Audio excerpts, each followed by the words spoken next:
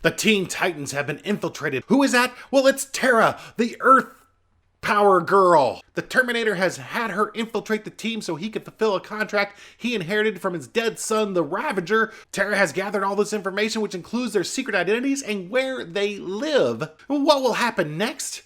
Stay tuned to find out as we get into Book 2 of the Judas Contract from Tales of the Teen Titan number 43.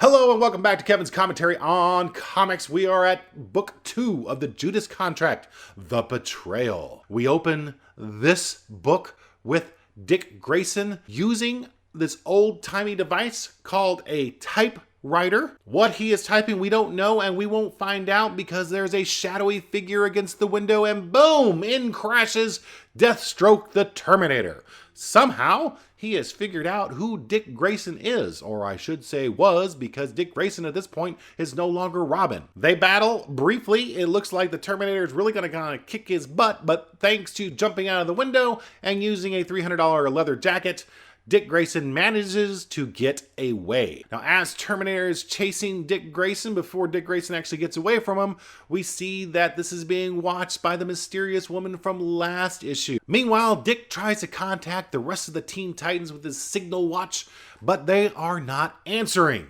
Fearing the worst, he heads for the closest place he can, which is Donna and Corey's penthouse apartment. He enters and discovers it is trashed.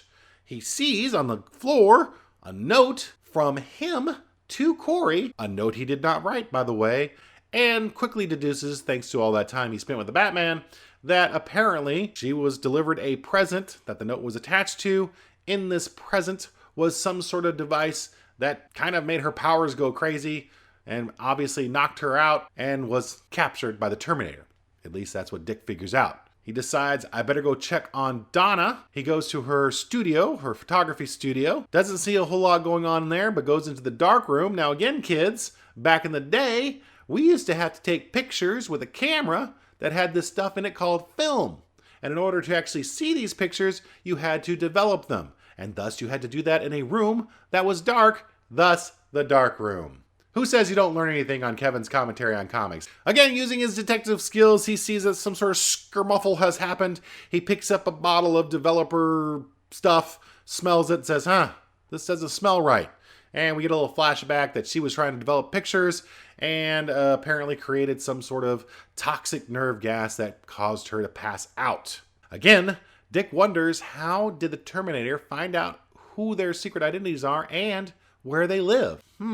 He leaves to go check on Vic Stone, aka Cyborg, and discovers a chair in the middle of his apartment that had these little clamps on them. Again, he figures out that he got electrocuted somehow while he was reading some letters or whatever, and obviously that he has been captured as well. So after he discovers what happened with Cyborg, Dick decides, I need to get to Titan's Tower. He does so, and he sees that there has been some sort of battle because there's this huge column of Earth that has gone up through the ceilings of Titan's Tower, leading to Raven's room. Dick says, how in the world did Terminator get past Tara with her powers and Raven with her powers? What is going on? And as he asks this question, behind him shows up Mysterious Lady and Joseph, her son. We find out that the mysterious woman is named Adeline. She knows that Dick Grayson is Robin, or used to be, and lays the bomb on him that Raven was captured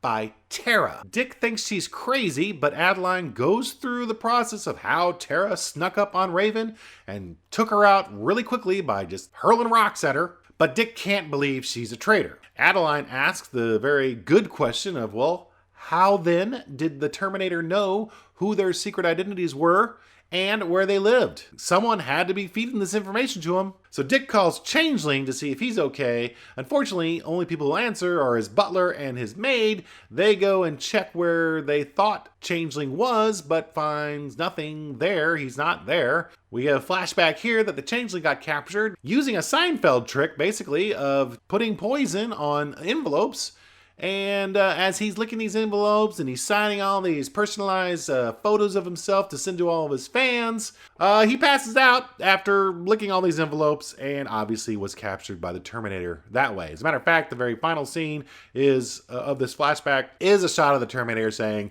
"Vainglorious dolt!" Vainglorious. I've never heard of that word before. You learn things in comics, you really, really do. So Dick figures now that the Changeling has been captured as well. He can't believe they were taken so easily, though. She says that when Slade attacked, he did so at the moment where they were the least expecting this and just really didn't have time to fight back. Dick says, "Wait a minute, Slade? How do you know who's that?" Adeline says, "Slade Wilson, the Terminator, my husband."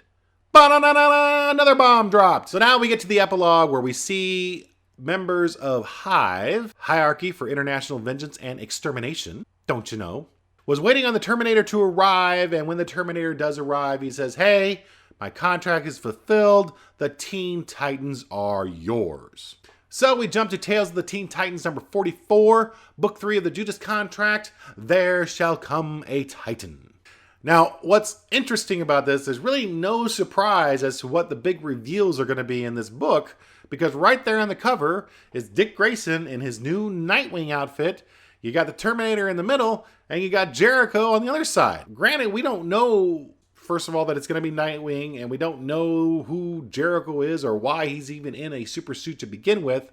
So there is some mystery, but it seems like you kind of spoiled the big reveal, and I'll talk about it in a minute, but the big reveal when Dick Grayson puts on his Nightwing outfit for the first time. So kind of a spoiler right there on the cover. So this issue opens with Adeline, Joseph, not Jericho, we don't know he's Jericho yet, Joseph, and Dick Grayson kind of recapping the fact that the Titans have been captured. And Dick Grayson wants to know, well, why should he believe Adeline after she has gone through all of the Titans' defenses, claims he knows that he's Robin, although I guess Dick isn't actually admitting to this, and then claims that one of their members is a traitor. Why should he believe her?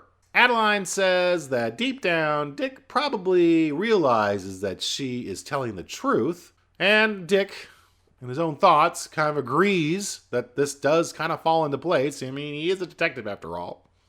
But at the same time, he gets kind of mad at the fact that Joseph keeps staring at him and doesn't ever say anything. He calls him on it, and Adeline says, well, hey, Joseph is mute. He cannot talk, thanks to his father. What? And here's where we get into the origin of the Terminator. And this takes up pretty much the majority of this book. In my mind, this is kind of a standard super soldier style origin, so I'm not going to spend a whole lot of time on it. Just suffice to say, Slade Wilson was a super great military man. He joined some sort of special force where Adeline is the commander, and she's a super great military lady, and she teaches him something, and they fall in love, and they get married, and they have a son, and then all of a sudden he's part of some secret experiment on truth serum, I guess. He kind of falls into a coma, but he recovers, and when he recovers, he now has extraordinary super reflexes. He's at the peak of his physical condition, apparently can use 90% of his brain, where we all use like 5% or whatever it is. Slade's retired from the military because of his injury. The two have another son, and then shortly after that, Adeline gets attacked at her house by some masked mercenary terrorist type. They gas her, get away, and in doing so, kidnap Joseph. I don't know where the other son was at this point in time. So, after revealing all this, Adeline discovers that Slade Wilson has been making his side job as a mercenary, and these bad guys that have captured his son basically want to know who one of the Terminator's employers are. Of course, when they confront each other, the bad guys have a knife to his son. The Terminator refuses to give this information because word is his bond. Noble bad guys are always the best. But he also figures that, hey, because he's got his super reflexes and all that, he can beat these guys regardless, and he does, but not before one of the guys actually starts to slice through Joseph's throat. They rush him to the hospital. He's fine, except they did cut his vocal cords, so thus now we know why he's mute. So Adeline, understandably, is a bit ticked off that her husband put their son in danger, instead of just giving up the name, actually has now damaged the son so he can no longer talk. She decides the best way to take care of this is to shoot him, but thanks again to his super reflexes, all she actually manages to do is shoot his eye out, and thus we have the origin of the Terminator's two-toned mask. After all of that origin story, she does finally tell Dick that she knows where the Titans are being held, and he's like, well, why ain't you telling me? We gotta go get them. And she's like, well, what are you gonna do? You're just Dick Grayson. You're not Robin anymore. You're not ready for this. He says, you know what? You're right. Dick runs upstairs. We see Dick Grayson take out a costume he's already got made, and he's thinking about the fact that he's got a lot of influential people in his life. There's the Batman, there's his parents, even Superman is mentioned. And he puts on his new costume. He comes downstairs, and are you ready for Nightwing? Now, let me just say something here. That costume kind of became a little bit of a joke. I disagree. I loved the costume when it first came out. Now, granted, they could have done without the yellow feathery bits that were on his sleeve and shoulders and stuff, and just maybe had those the darker color that of the color scheme.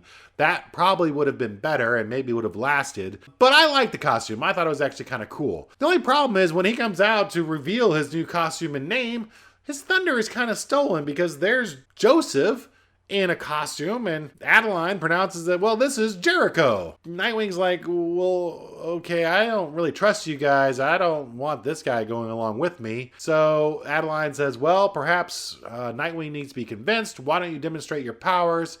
Well, it turns out Joseph is actually a mutant, and he has the ability to possess people. He does actually possess Nightwing, and Nightwing's convinced, okay, you can be of some help. And they go off to go rescue the Teen Titans. And that concludes book 3. What did you think about Nightwing? Do you agree with me about his costume not being nearly as bad as maybe it's being portrayed? Yes, the newer costume that he actually ended up with, again, during his fairly successful run on this series was better, but I thought this one was actually pretty cool. I like the costume. What did you think about it? What did you think of Jericho? This is a mutant being introduced into the DC universe, and I know it's probably not the first mutant, but obviously with the success of X-Men, why not put one in there? What about Terminator's origin? Again, I kind of glossed over that because I didn't think it was that big of a deal. I didn't think it was that creative a story.